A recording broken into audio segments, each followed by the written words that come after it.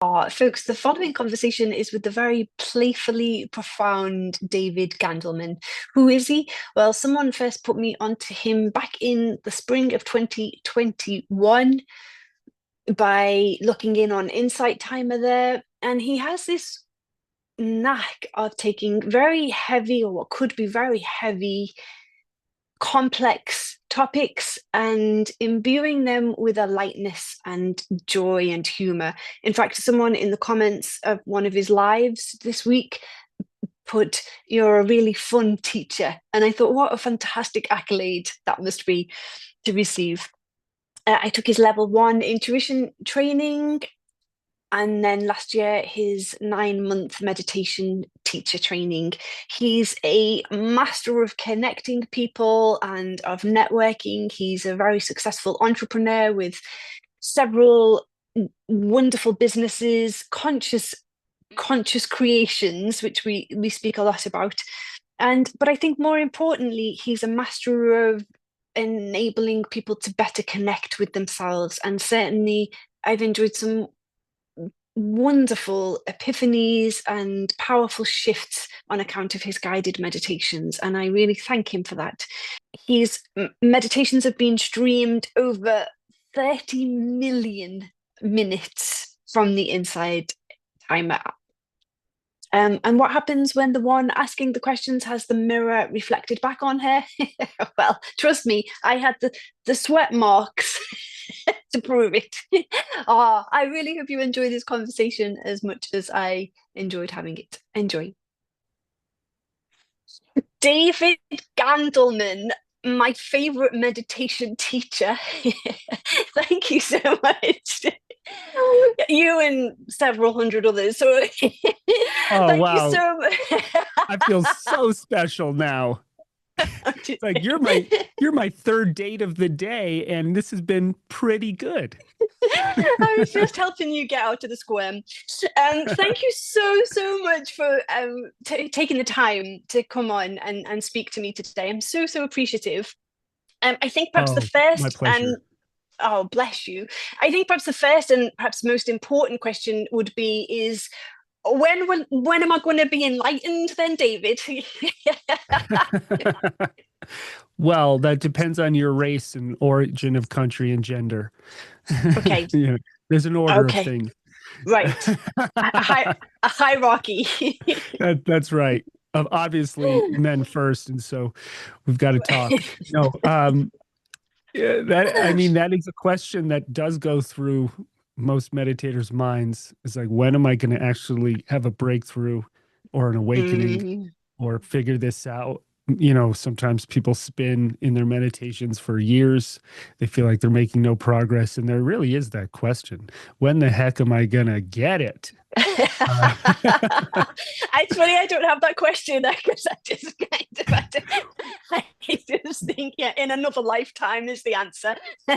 Well, no, it could definitely be this lifetime. Let's not put ourselves down on the enlightenment path.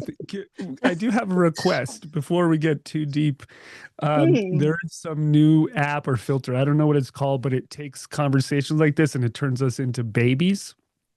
And then it'll be my voice and your voice, but us, and it looks just like us as babies. We have got to make a clip of, we got to make a clip of this as babies and share it. Anyway, I digress. When am I going to be enlightened, David? Oh, dear me. Okay. So you have this amongst many things that you create that I love. One of the things on YouTube is a podcast at the moment called Conscious Creators. What would you say is a conscious creator? What does that encapsulate? We could start by saying it's the opposite of an unconscious creator. So that might be a good place to start. So an unconscious creator is somebody that creates because they think they're supposed to do something, or out of some social programming or norm, or out of survival, or I want to be famous, or I need to fulfill this need. An unconscious creator is not really in charge and mindful, or maybe, let's say, doesn't have a lot of intentionality in their creations.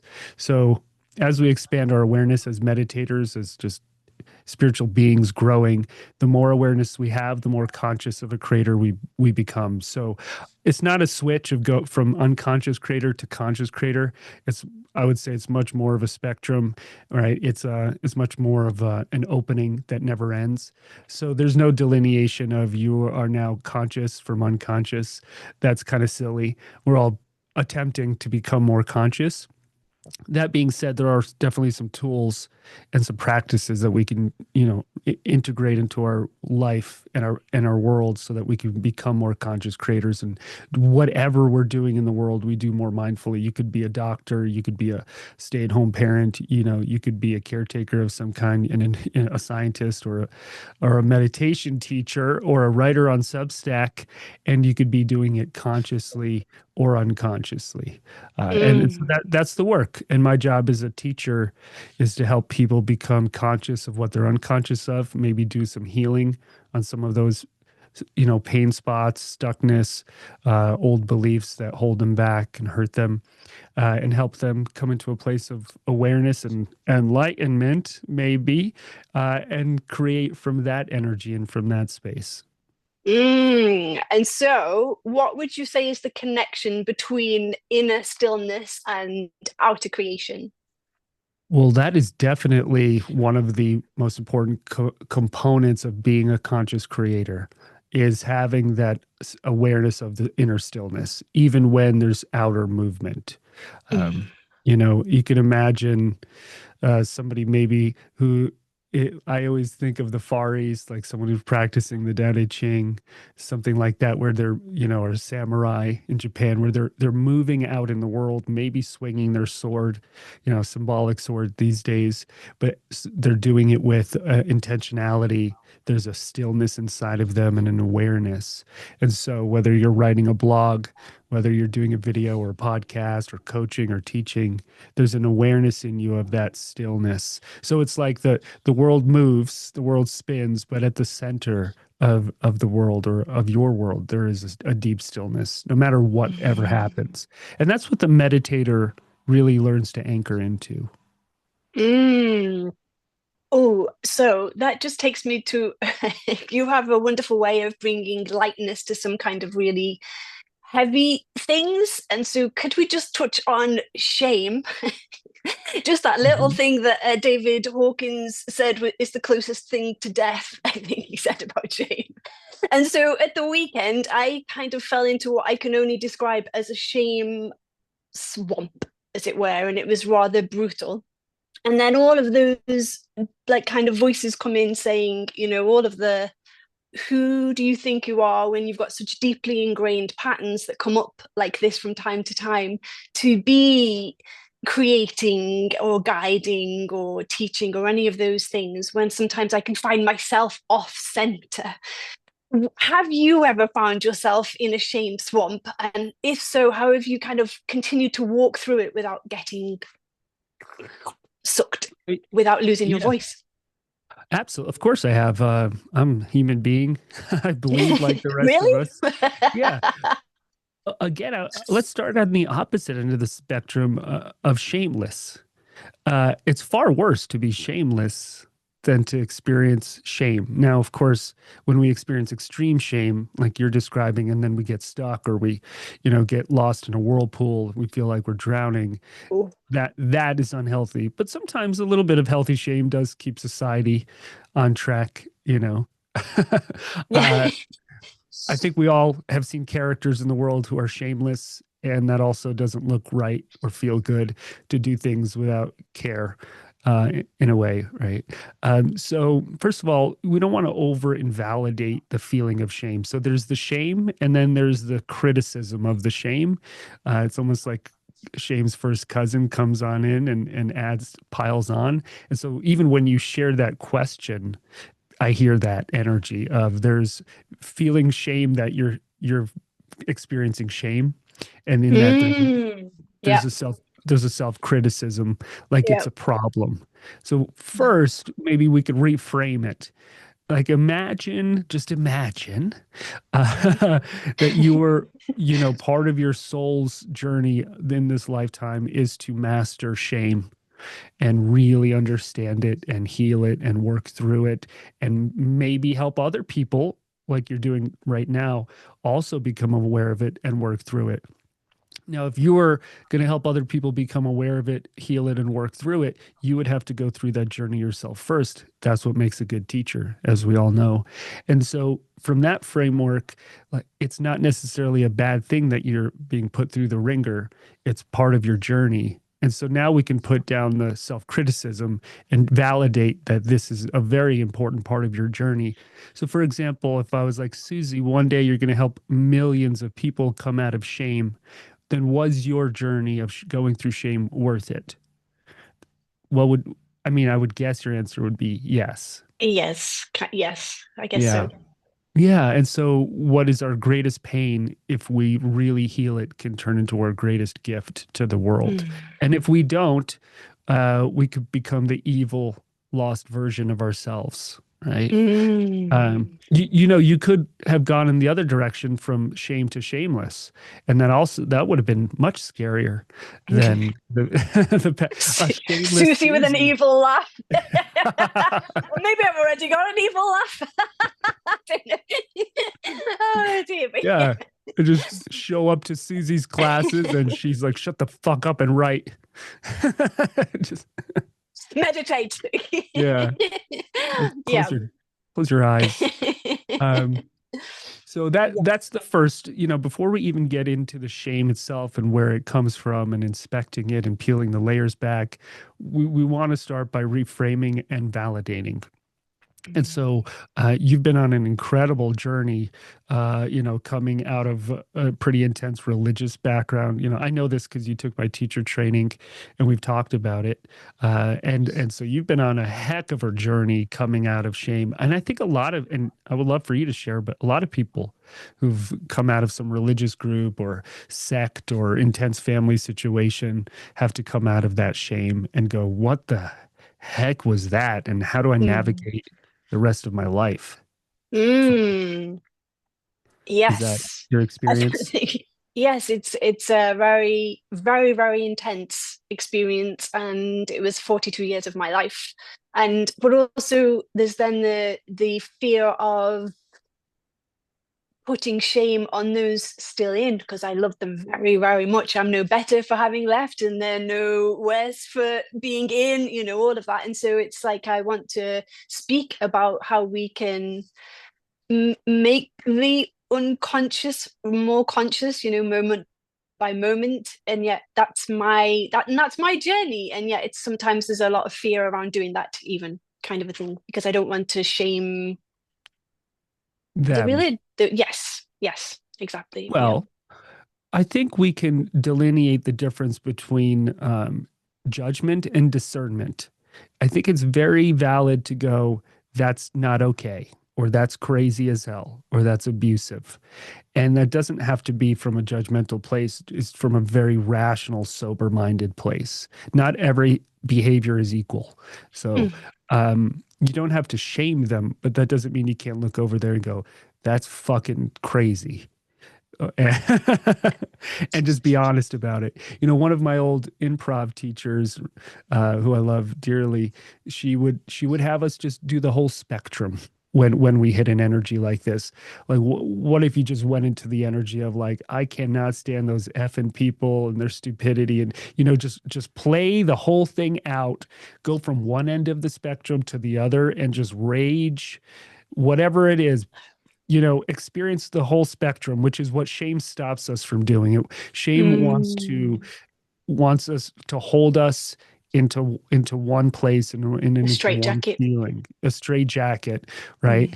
Mm. It closes us in. And so it's not that it's right or wrong to rage or to be judgmental or to make fun of someone or totally embrace them and go, oh, I'm going to be the leader of this sect. I'm taking it on. It's mine. I'm the queen. Put on the hat. You do the whole spectrum, almost in an experiential way, and then you come out of it, and there's no part of that spectrum you're not neutral to. So if you don't become neutral and come out of something, there's a couple things that happen. One, you become it. So you do become the leader of the sect and you take it on, and you never get out. And your whole life, you're imprisoned to that religion or whatever it is, that guru, or lots of people get spiraled out into Mm. some weird thing. Yeah. Or you go like a teenager and you rebel and you become the exact opposite. So I'm going to be the atheist loner, never part of a group. Screw that. I'm on a mission to burn it all down. You can totally be in resistance and go to the other end of the spectrum, or you can get caught in. I'm never going to say anything because it's scary. What if they come after me? So I don't like it, but I'll be meek. So we don't want to be stuck on any part of that spectrum. And so we need to maybe experience it all and find a sense of neutrality and acceptance.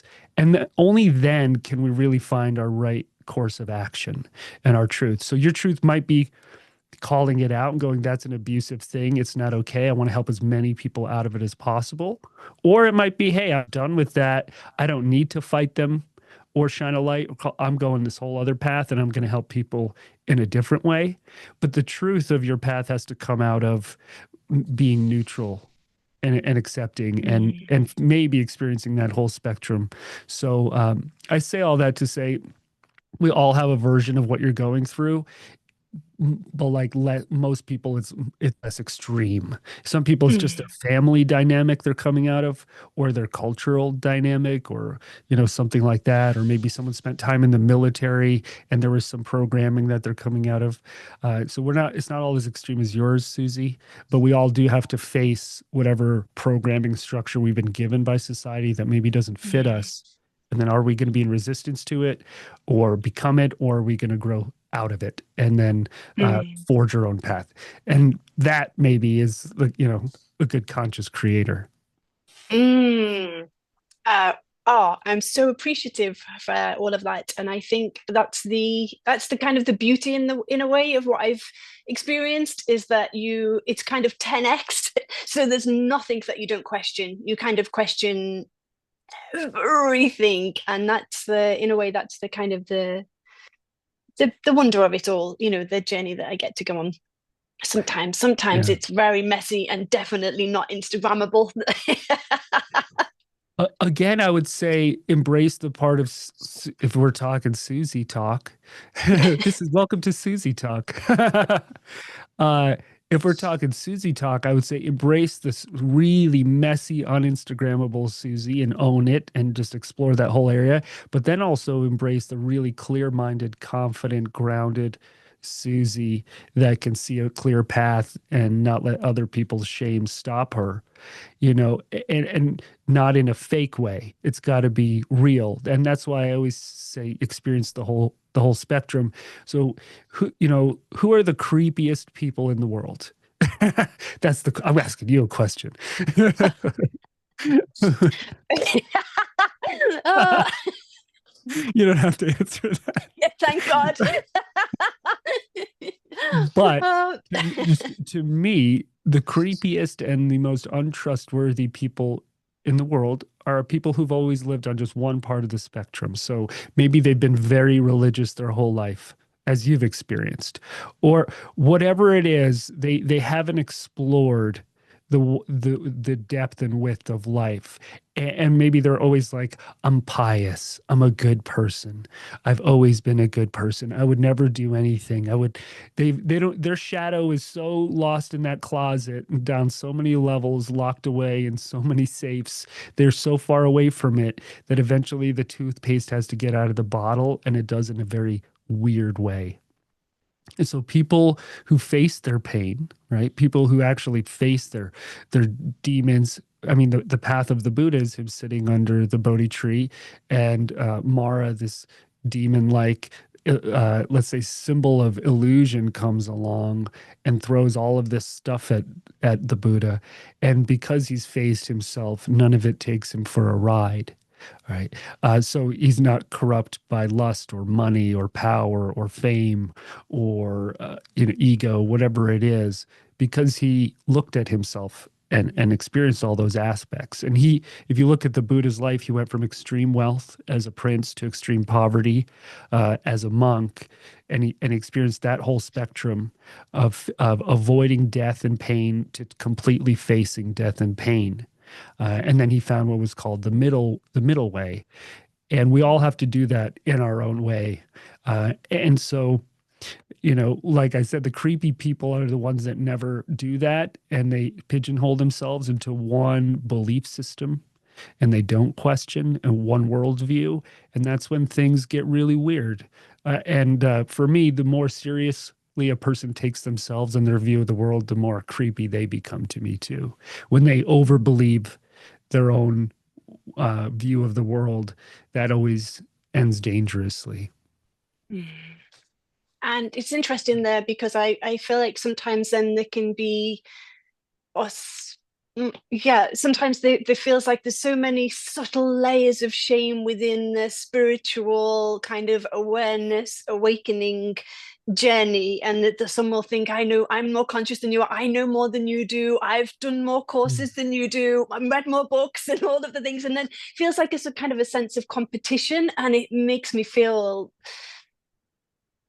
not good because that was my kind of life, really, kind of judging, very judgmental energy, You came out of what was it, the Church of Latter-day Saints, the Jehovah's um Witnesses? yes, Yeah. And so that you're saying that's what you experienced with them? very yes, it was very kind of very judged on your works, which I guess is why I materialized so much poor health, because it was kind of my way out in a way, because it was very hh demand religion, Wow. So you yeah. got yourself sick to avoid some of it. Yeah, that's my sense, is that yeah, narcolepsy just Wow. takes you out. A way of not being here in a way, because there's so little choice. Wow. So you would just fall asleep like anywhere at any moment. Yes, that was my life. Was Wow. I say that I was asleep for 42 years, quite literally and metaphorically. But Yeah, I don't want to I have no idea on the medical side of it or the physiological side, but just even symbolically to not be able to handle something and then literally go unconscious. Because, all of the when we feel time. physical pain, when we hit an extreme, the body, we go unconscious because we can no longer, there's a threshold of pain. And so Yeah, you're saying that you would literally just pass out throughout the day all the time because you couldn't all handle. all day, every day. I suspect from school, but from high school, but I never got a diagnosis until I was early 20s. Yeah. Wow. Wow. What was one of the core energies that you were so in resistance to, that you found so off-putting that you wanted to be unconscious? Um, the thing that comes up a lot for me is, and I feel a lot of emotion, even, which tells me it's perhaps what was one of the biggest challenges, was being in the world, but to be absolutely no part of it. So you're kind of shut down in so many respects. You're kind of I was kind of, you're in your community, but not to experience life outside of that, where everyone thinks and believes the same thing. And so now when I kind of live from a much more open heart, I just sometimes am overtaken with emotion because of the beauty of that. Yeah, so there was a lack of freedom and a lot of control. A lot of control. Mm. Hmm. Um, all I mean, I right. couldn't have gone to university or anything like that. Wow. If I'd have gone to university, my dad would have like lost his privileges within the congregation and things, thus shaming the whole family, not just me. Not just you, entire clan shaming. Let's yeah. 'Cause Yeah, if you go to the university, you might be exposed to other ideas. that's it. Yeah, you're gonna Yeah. cultivate critical thinking, and ooh, don't want that. God forbid you think. Uh, I Yeah, mean, it's so overt and blatant. It's kind of like satirical in a way when you look at it from a distance, isn't it? yeah, yeah. Wow. It's wild. Yeah. Yeah, that's amazing that you came out the other side. And now you're on this journey of finding freedom and expression without anyone controlling it. Yeah, what a wild ride. Um, And now no, you go have on. all the tools to start your own cult.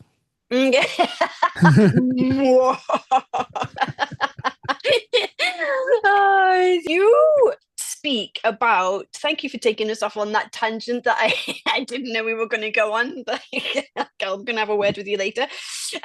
You speak in one of your episodes on the conscious creator episode about unicorns and workhorses.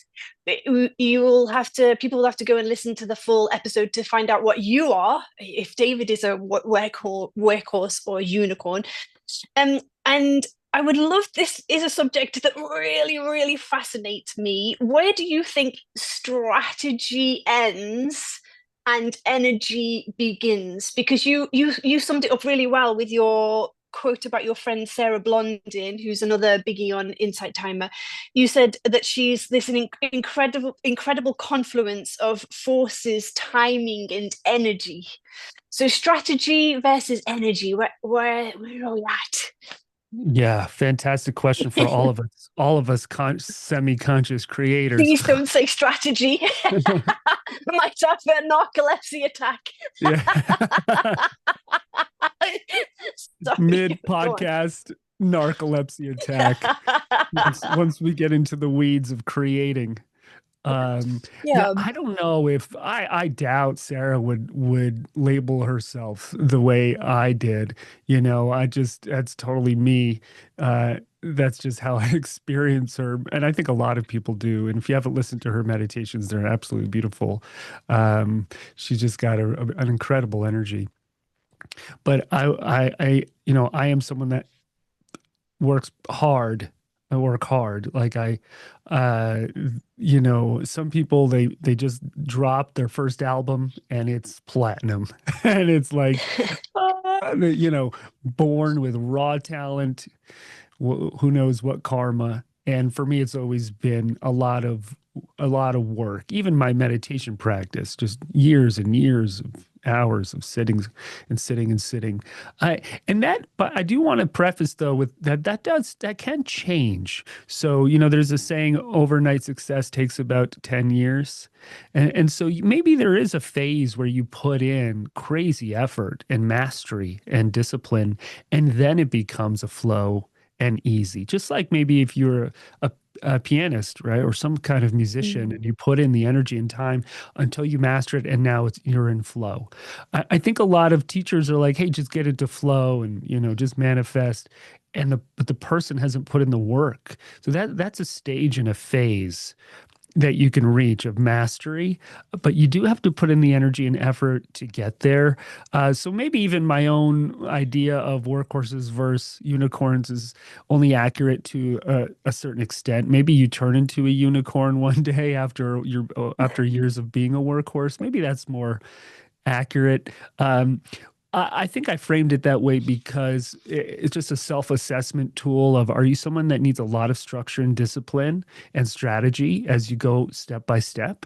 Or are you somebody that, like, you have the Midas touch and you just touch stuff and there it is, and it's just turning into gold and flowing. The vast majority of us are the first kind, where we have to put in enormous effort and energy and attention. Um, Mm. and so, and if you're listening to a podcast like this, you're probably the first kind. You're trying to figure it out and do the work and grow in that way. Um, and so, I'm definitely, I'll label myself more of a workhorse, but you know, these days riding it a little bit more smoothly now that I have a team of people that help me, and I'm very comfortable with what I'm teaching and who I am.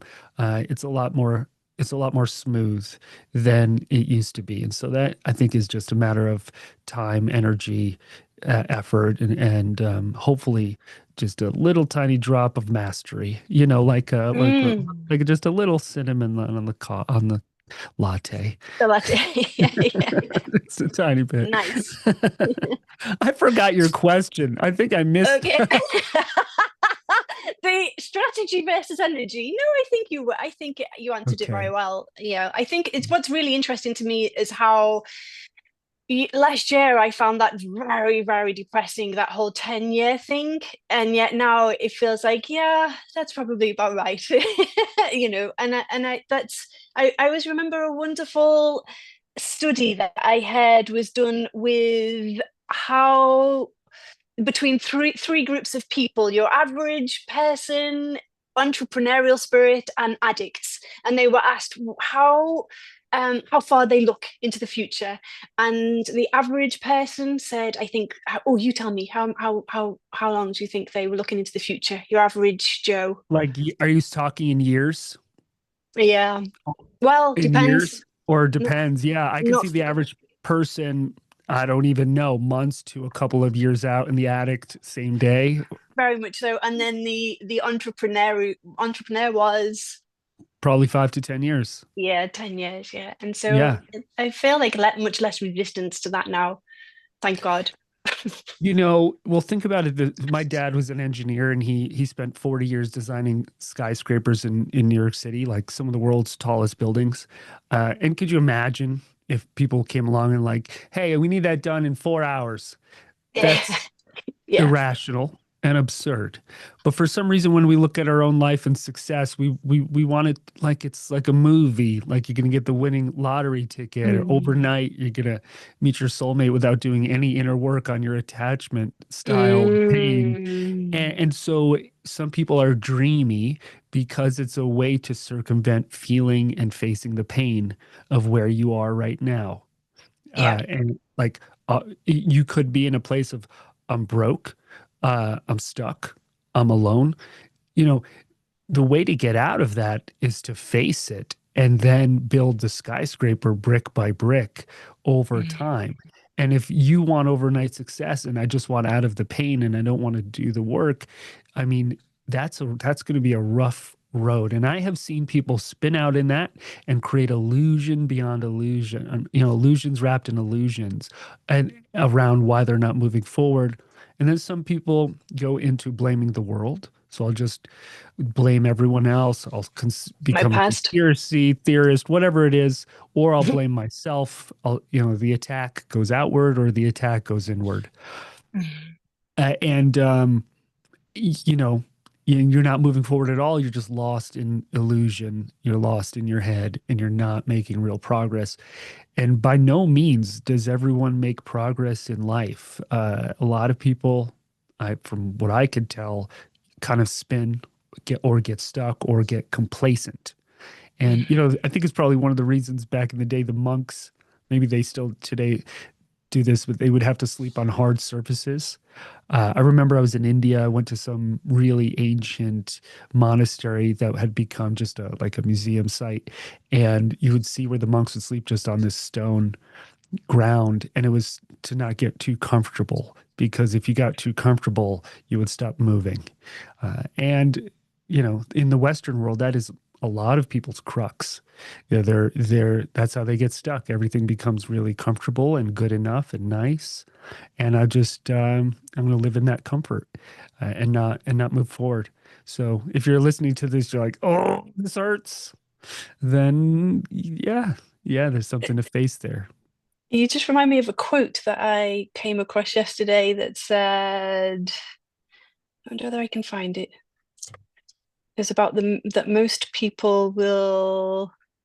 Oh, I'll put it in the notes underneath it. Is that most people will never find the greatest inner depths of themselves. They'll never exhaust the deep inner resources that we hold, because for all of the reasons that you've just listed. Yeah. A teacher of mine would say the path to enlightenment is strewn with the dead bodies of those who gave up too soon. Mm. Oof. Yeah. um, I hope not to be a dead body. If you, one of the things that can be a challenge is when we're putting up the scaffolding, we're sitting with the gunk and the discomfort, which can be quite intense sometimes. We're creating and finding the courage to put ourselves out there, and it just feels like for a long time there's no budge or movement, and that we are speaking into the void. What would you say, if anything, needs to change there, or is it just a matter of keeping on plodding? What's your thoughts? Well, I do think it could be a combination of strategy and energy. I've seen a lot of people with amazing strategy. They've got all the coaches and Instagram posts that look correct, and you've taken all the courses on how to market, but they don't have the energy because they wanted the success overnight and they didn't put in the decade of or whatever 10,000 hours. I'm just making that up, but whatever they Yeah. needed to put in for mastery. And actually, most of the kind of wellness space is full of that, of what I just said, of people not putting in the energy for the mastery and wanting the money or the attention, the career, whatever it is, too quickly. And then you get a lot of shallow, look at me energy. Let me give you this little lame tidbit on how you're supposed to think positively about the world or manifest. And it all makes us go, It does me. yeah, it's like, how come in each video your hat gets bigger? Like, or whatever, like every video is more cleavage or Maybe that's where I'm going wrong. yeah, what does that have to do? That's where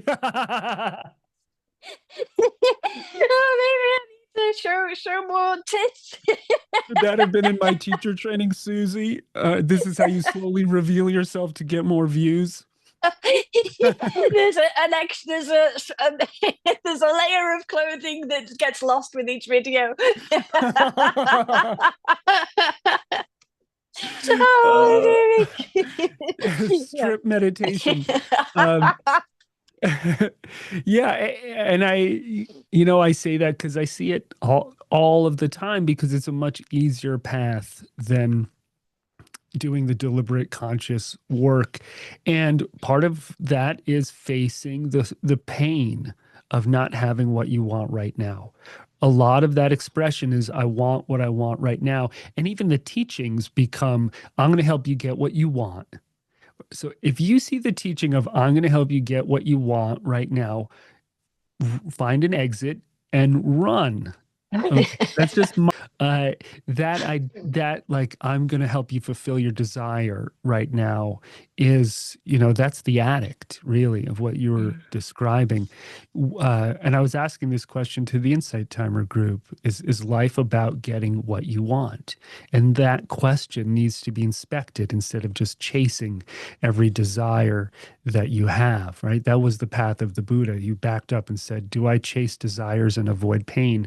That's what most humans spend their entire life doing, chasing pleasure, avoiding pain. Let me inspect that. And just because I want to do that as an animal, right, being, is that the right path here? And so we have to step back and really look at that closely. I don't know anyone who just went out and chased their desires, got them, and then was happy. You usually they get them and then they find an emptiness or a misery, or it all turns on them because they did not do the inner inspection and inner work. And that's where the rub is. So when people are teaching, just think positively and manifest what you want, it's like, okay, but what if you're a shithead and shithead gets everything they want? Is that really going to lead to some greater fulfillment or awareness? No, it's going to just reflect back to you that you've been a shithead. And then and then maybe you move forward. And so maybe that is what a person has to do. They have to go fulfill their desires and experience that there's an emptiness there. And that might actually be their path. So I wouldn't even tell someone necessarily don't do it. Maybe they need to do it. But if they're Yeah. meditating with me and they want to be more conscious, then I do offer, hey, let's inspect that and see what's really behind it. Mm. I am so aware of your time because you've been so generous. But there is just one question which kind of ties into what you've just spoken of there, is that we are in saturated with content. And if I don't feel a nudge or a kind of a little heart whisper to kind of write something or post something, I just don't. But there feels like there needs to be a balance there between, building a business and also not just adding to the noise. I would love to for you to speak to that. A couple things. One is you don't need to reach everyone. You just need to reach the people that are really in resonance with you and your work. So when you frame it as, I don't want to add to the noise, you're kind of thinking of the whole, all of the thoughts and voices in the world conglomerated. And you don't need to do that because in reality, you wouldn't go to the cafe in your neighborhood and go, well, I don't want to talk to anyone because I'm adding to the noise of this cafe. That would be silly.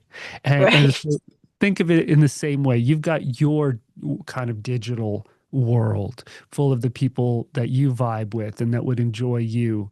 And you're not adding noise, you're adding perspective and energy and insight, creativity. So I wouldn't worry, I would toss that idea. That might just be a kind of a sense of self-criticism or feeling like Shame. shame, not good enough to add your energy Mm. to a conversation because there's not that many people on earth that have your kind of experience of coming out of such an intense religious cult and all of the baggage that came with that and healing from that. I mean, adding your perspective and experience to the world is invaluable.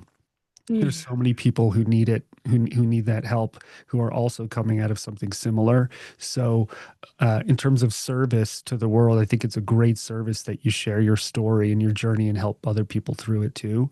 So I would let that, I would let that part go, and then find, this is the art of mastery of refining your expression into the world and what you really want to share.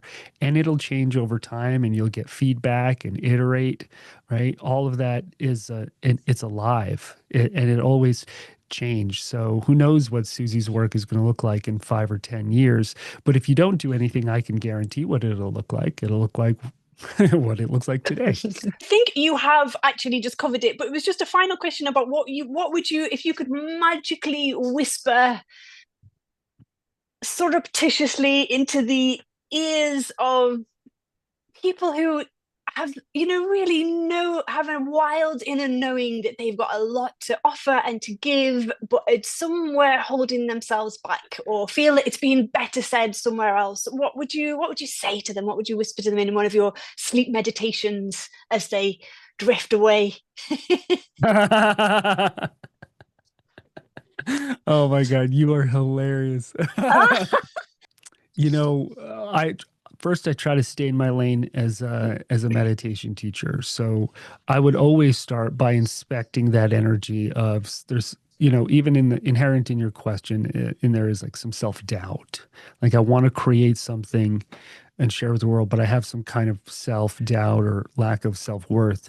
That's where I would start. I would inspect that and sit with that, work through some of those layers, do some self-healing. So it's two-sided. The one side is you introspect and heal, and the other side is you keep creating anyway.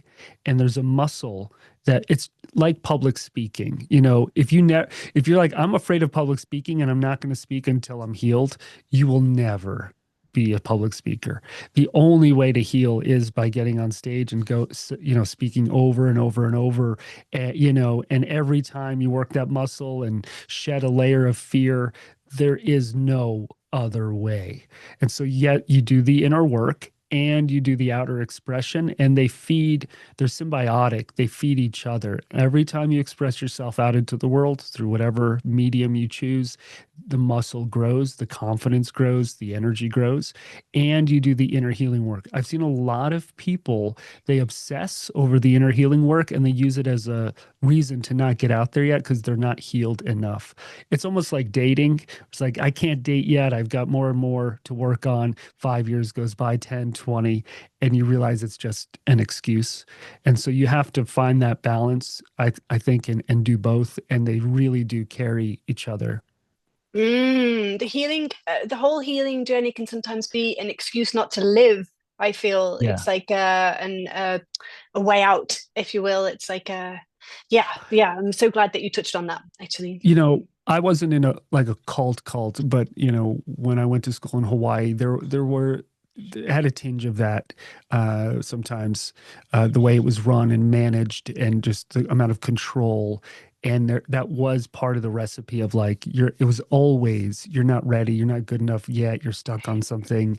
And I realized after 7 years and watching other people who had been there for 10 or 15, and they were still being told that, and there was never a moment of like, go out, teach. you know it was a form of using pain as control, Right. a way to control. And when I started teaching, Susie, this is pretty wild, but when I put myself out there in the world on Insight Timer and other places, I got huge blowback from that group. And they were like, you can't do that. You can't go out into the world and be seen in that way. That's not good. And it was like a form of control, and also some fear. And they were like, you stay in our little group, you never show yourself to the world, you let us continue to manage the way this all works. And also, by the way, stay poor. uh got to stay poor, got to stay Yeah. poor, because that's pious, Yeah. and it helps Humility. us. Yeah, it helps us control you. Mhm. And I'm very lucky I had the support to be able to break out of that, and also got lucky teaching and reaching an audience of, a wide audience that helped me out of that as well. But looking back, it was precarious, and I could have easily gotten stuck there for life. And so Mhm. I say that, you know, to all of you who are listening, and maybe you have gotten stuck in that way a little bit, move forward despite what any person tells you. Just because they have more experience than you, or you feel they're senior to you, or they have some magical powers, I would push them aside and I would walk your own journey. The whole point of the journey is to learn to take the bumpers off the alley, the lane, and walk your own journey at a certain point. And that's Yeah. scary and it's dangerous, and it's also necessary. So I went through it, absolutely went through it. And what's funny is that many of the teachers there left as well and now work with me. And we're like, hey, that wasn't cool. This is better. Yeah, yeah. And so that Yeah. was also very validating at the end of the day, to not just leave a group and then be ostracized, but actually to pull a lot of the other people out of it with me and get them into a healthy financial place and living as grounded teachers in the world, and having their own will over their destiny. So that was another really cool layer for me. That was like, holy crap, I think I took this one to the next level. Yeah. Yeah, that what you described there feels like a lot of learned helplessness, learned hopelessness that's kind of imbued into you. And certainly that was my experience. You just go through life with the stabilizers on the bike. You never get to actually ride the bike, you know, on your own and fall off, but learn from it, kind of a thing. It's like that learned helplessness. Yeah, you know it better than most. Tell me about I want to hear about your blog, about your Substack. Substack. So I write all about the art of expression and yeah, working through the fear, working through the shame, working through all of the layers in order to slowly put our magic out into the world, which has been a real rocky journey for me. And are you sharing about your life story through that church? I have done, yeah, I've done a fair old bit of that. Yeah, I think I started the first month of your school actually last February doing that, and that even that it's been a real challenge, you know. Do you mean the teacher training? Yeah, yeah, yeah. So you started the blog in the first month of teacher training, the Substack? I already had the Substack, but I started kind of, I would say I started really being very consistent and showing up in a bigger way. The start of meditation teacher training, yeah, which That's was amazing. epic, by the way. Everyone should do David's meditation teacher training. Unless you don't want to be a meditation teacher. Well, there is that little thing. If you don't want to be a meditation teacher, then, go to dental school or law Yeah, school, maybe, whatever. maybe. whatever you want to do with your Ah, life. Uh, could I also ask you? I know are you good with time? yeah, yeah. As long as you are. Yeah, I'm taking over the interview. Can I? No, but I Yeah. really, uh, uh, I'm prodding you a little bit because I feel like you're shy with your journey, and I just so badly want to hear it, and I think everyone else does too. Like when people make podcasts about Scientology and everyone's like, "Oh my God, please tell us what is it like in there? That sounds crazy." I just Did you um, meet Tom Cruise? yeah. And one of my one of my co-teachers, Scott Stabile, and he writes about this in his book, Big Love. He was in a cult for 13 years and he has an incredible journey going through it and coming out of it. And this topic so fascinates people of how somebody, well, you were born into it, so it's different. It's not like you chose to go into a group. You were literally born into the group. And so to be born into something and get out of it is way harder than to go in and come out because you have a memory of what life was like before you were Mm. in, which you didn't. Can I just ask you, what was the moment where you're like, oh, I got to get out of here? I don't think there was one moment. I would say there was kind of rumblings as from around about 2018, I would say. There was just a lot of, I felt very, very, very disillusioned.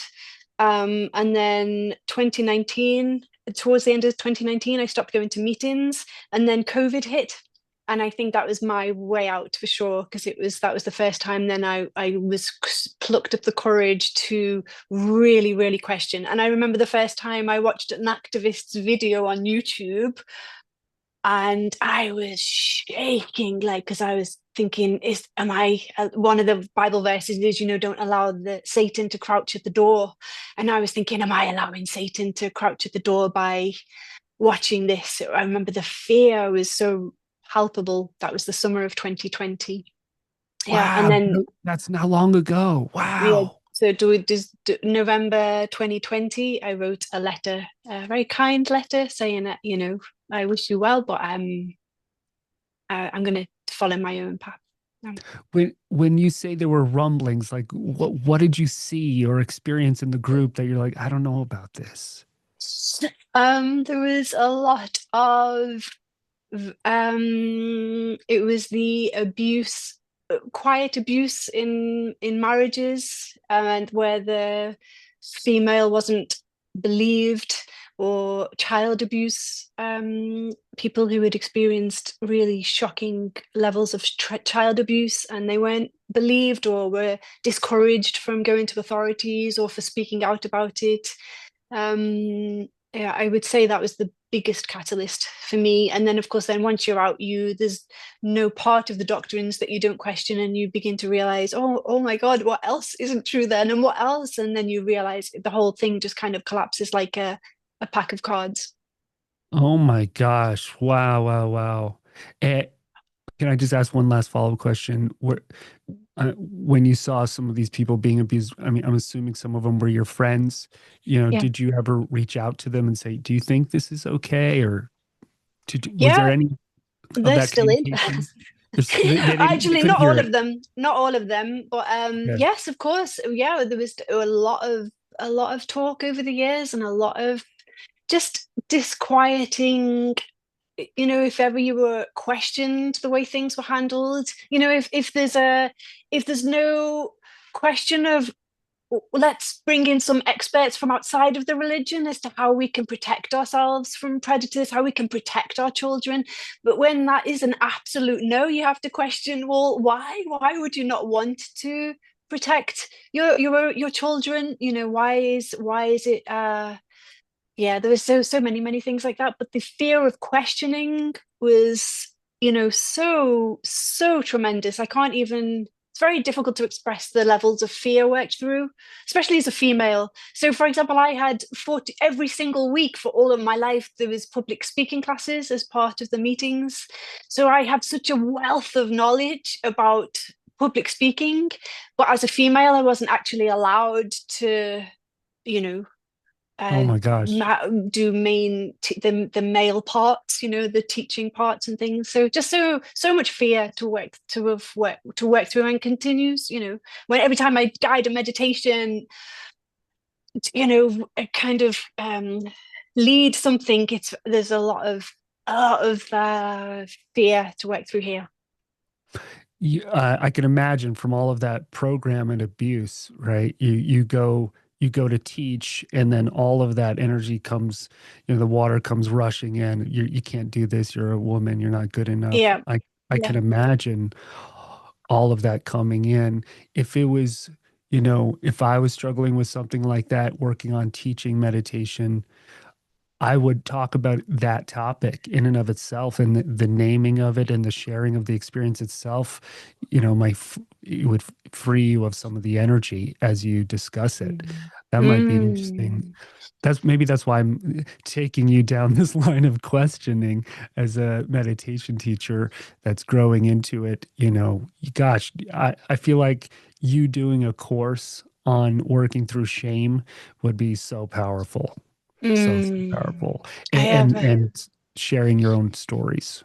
Yeah, yeah, I have a letter sat in my drafts in Substack at the moment on shame that I just keep putting off. But I definitely yeah. After that spiral at the weekend, and it's funny what you say, because after that it was a very, very rough weekend, and then I went and did a meditation yesterday, and it was in a way it was really, really helpful. It actually helped me yesterday in that, because I felt like I can't even put into words why I feel like yesterday, remarkably, I went into that meditation and I felt the calmest that I ever have in leading anything, which is weird, wonderful. given That's the so cool. weekend that it was. Yeah. Sometimes before we take a step, the energy gets worse. It Mm. bubbles to the surface, and a teacher of mine would say it's like we hit a wall and we think we're stuck, but that's actually the moment we're about to take a huge step. So, if we so choose, if we're conscious enough to go, wow, there's a big energy here that I'm ready to work through, versus, oh, this feels bad, so I'm stuck, so I'm going to retreat. So the conscious Mm. creator, meditator, person interested in enlightenment, where we started this journey, takes it as an opportunity. And this goes for all of life. There are people, they hit resistance and they recoil, and there are people in life, they hit resistance and they go, wow, there's something juicy here. I'm ready to take a big step and work through this. So there's an attitude shift, I think, that needs to occur. And shame is let's call it like an energy of freezing. Shame freezes us in place. That's what it's meant to do. It's meant to stop Keep us you safe. for moving. Yeah, exactly. And fear, its best friend, is right there with it. Fear of being Mm. seen, right? And so, what is the opposite of that? It's unfreezing and being seen. So Mm. that is the call. That's the journey of getting unfrozen, unstuck, and letting yourself be seen, and then on a deeper level, probably letting yourself be loved, because we want to be seen so we can also be loved. And if you're born a sinner and you're born a bad person and your whole life is about redeeming yourself, at what point are you ever loved? And then the only love Mm. you get is from an invisible being, Mm. but not from a human being. And that Mm. is a horrible punishment, I think, in a way to go through life, and a way to keep somebody on a treadmill of like, you want love. If Mm. you ever want love, you have to behave the way I say. If you ever want my love or God's love or the world's love, you behave this way. And there's nothing more demoralizing and yeah, shameful than that. And so, I mean, I think you're doing a great job busting out of that. And there's probably a lot of people who are on a similar journey. And when it comes Mm. to abuse, and this is all different forms of subtle abuse to overt abuse, you have to call it out and go, that is really not okay. I've seen spiritual people do the same thing, and abuse is abuse. What's not okay is not okay. And when you call it, you have to call it out, and get out of that energy. And a lot of people don't have the support system to get out. How, last question with this. How did you get out without the support system?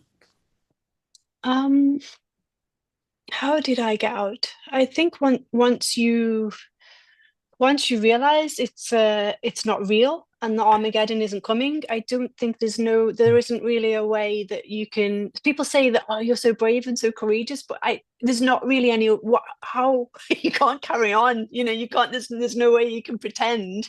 So it was just a matter of getting out. It was, yeah.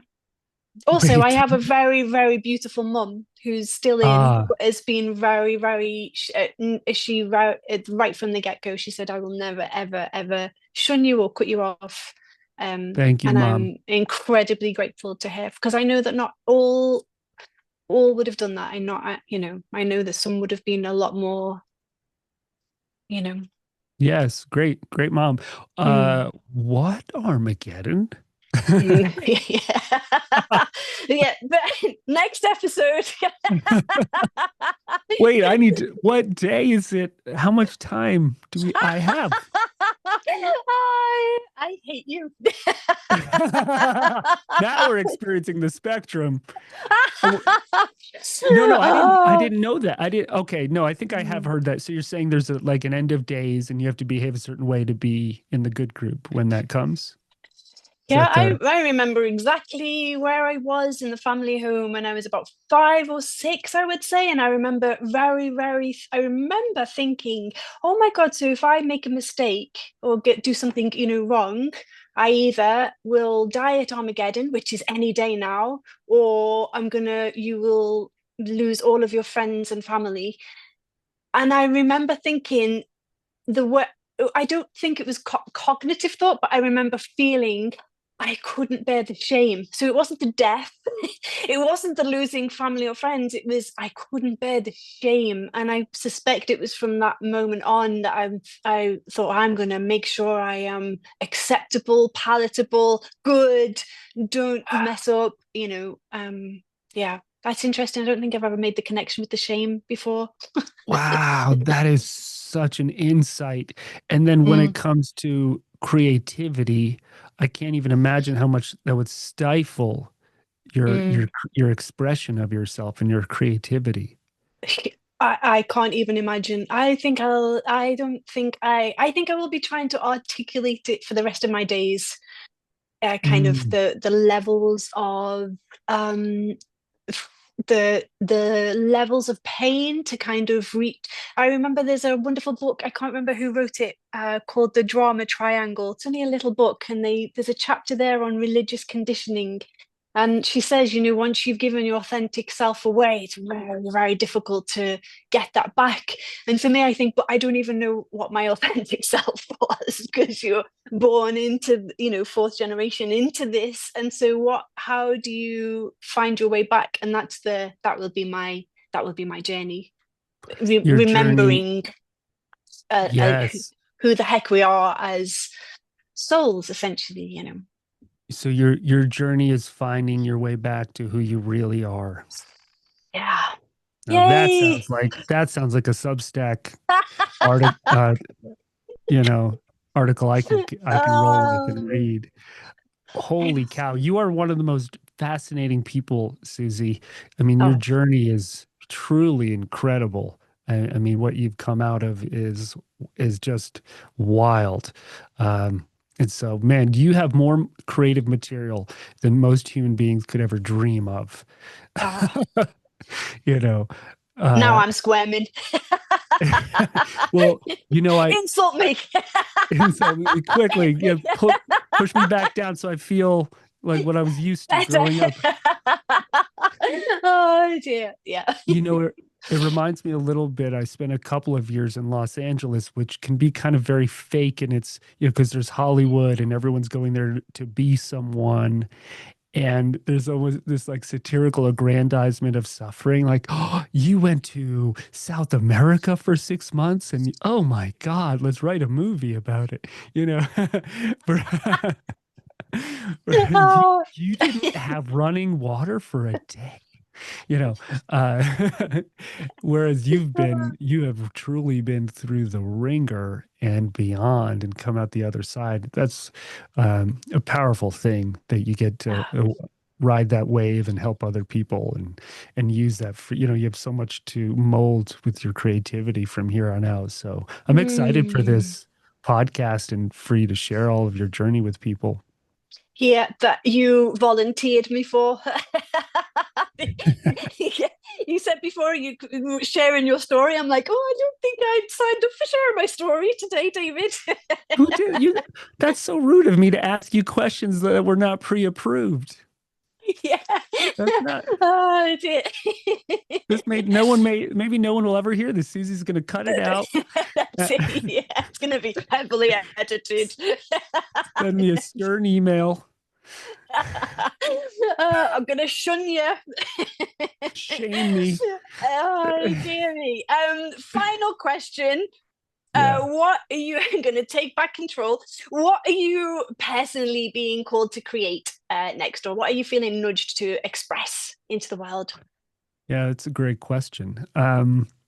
The Conscious Creator podcast is brand new, so I've been really enjoying just giving some tips and advice for people like me, but earlier on the journey, who are creating, on how to navigate that whole world, because it can be very daunting, as you know. How do I start an email list or a podcast or write a book or reach an audience? So there's so many moving parts. Um, and then I very oddly have a company of virtual assistants. So the woman Jonah, who I've worked with for like 10, 11 years at this point, Love you know, Jonah. yeah, she's so Shout out wonderful. to Jonah. Shout out to Jonah. She had a New Year's resolution a few years ago to start a virtual teams company in the Philippines. That's where she lives. And I was like, well, why are we always working on my dreams? That seems unfair. So we created the company she wanted. And basically we help other creators, find help with virtual assistants that they can afford, whether it's social media or their email list or their website management, graphic design, so that they could focus more on creating. And the goal is to help them make a living and be able to scale without spending a lot of money. Because, when I started, I didn't have two nickels to rub together. And I was like, I have no idea how to navigate this. And so it was a slow slog for sure.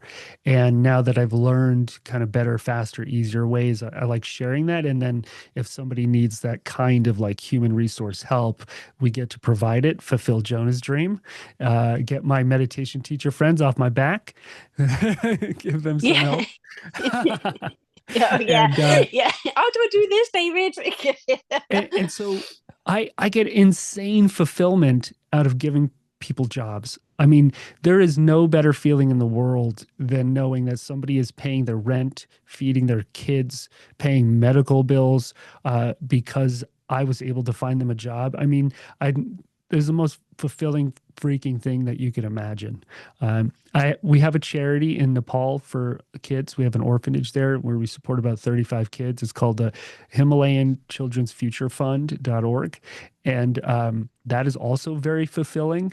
But getting someone to be in charge of their own destiny and have a job and pay their own way is, in some odd ways, even more fulfilling. And so that's been a part of my journey I didn't really expect. My brother's an entrepreneur, my uncle's an entrepreneur, my cousin's an entrepreneur, and so it does kind of run in the family. And there's something, one of my highest I think aspirations is always freedom of my time, of my energy, of where I want to travel, of who I want to be, not having a boss, nobody telling me what to do. I've been that way my entire life. The week I graduated college, I moved to Spain and taught English and then went on to India and beyond. And freedom was always a very, very important value for me. And so, like our virtual assistants in the Philippines, they're all work at home, stay at home moms, and they're free. They get to work their schedules, and like so there's my freedom, okay, I'm one dude, but then to get to pass that freedom along to other people is feels really, really cool too. um Mm. and so like we don't like with the virtual teams company, I've never monitored an hour of Jonah's work. You know, they work the hours they want, so we find them a client that fits their hours. And we don't go, give me the timesheet, show me every minute you worked. I cannot stand that energy. It's like, no, you get the tasks done that you're supposed to, just like all of us, and be free. And just so like to pass that freedom along feels really, really good too. And being Mm. entrepreneurial and being in charge of my own destiny to an extent, obviously, all of that just feels really, really good. And it's Mm. challenging to do that and be a meditation teacher. You know, it's kind of there's a lot to juggle there, but I also appreciate that challenge. And so leaning in ways that maybe my teachers never did, like my teachers were never entrepreneurs and never did any of this stuff. So that felt a little bit almost like shame like, oh, Yeah. I'm doing this other thing. I'm supposed to only do this one thing. So I had to work through that too, and Mm. realize, no, this is my passion and my path, and I'm totally okay with it. So I've been thoroughly enjoying that. Yeah. So I hope that answers that. I love that because the passion oozes through, and I feel like if there's no passion, it's like it's dead, like flogging a dead horse, really, isn't it? It's the passion has to be there, and yeah, it's wonderful. Just to, anyone that gets excited when they're talking about what they're creating in the world is just it's lovely, isn't it? It's lovely to see that Yeah, effervescence. so the goal is not money, it's freedom. And I think a lot of people confuse these two things and go, I need this much money. And it's like, no, you need this much freedom. And so there are ways to Mm. engineer that. It's not all about money. Yes, you need a certain amount of money to maybe accomplish some of that. But for me, when I'm creating, I hold the quality of energy. I'm trying to hold the quality, that energy, that's the value. That's what I'm aspiring to. Money is not something to aspire to. It's just a medium, all right? Or getting a physical object. It's what is the am I looking for love? Am I looking for freedom? Am I looking for creativity? You know, what is the deep need that I'm actually working on fulfilling here? And so for me, one of them is freedom. And keeping that in mind when you create as a creator is really valuable because you don't know how it's going to unfold, but you know what the frequency and the energy you're looking for is. And so if you're so overly focused on survival, I got to get this to get that, versus no, this is the quality of energy I want to be in and put out in the world, that is when you're much more likely to create and receive from life. That's been my experience. Oh, I love that. I think we Yeah. should just have a podcast-a-thon because I could just talk all day. But anyway, maybe we could raise funds while just talking. Anyway, so yes, We'll go another hour if you donate $10. that is yeah. Oh dear me. Anyway, so your yeah, and the Conscious Creator podcast is fabulous. I love that you go into. There's a wonderful question on the one about are you a solopreneur or an entrepreneur, and you say, do you want to be working on your business or in your business, and you go into that. But there's so much in there. So yes, and I'll put all of your links in there. Beneath. But yeah, Thank you. oh, thank you so much for your time, for being so generous with your time. So grateful. Thank you. For you, Susie, anything. Oh, God bless you. With that accent, who can say no? Yeah, I Harry mean, Potter, you once called me. I'm still getting over that. Thanks. Thank you so much, David. it's been a pleasure, Susie. Thank you.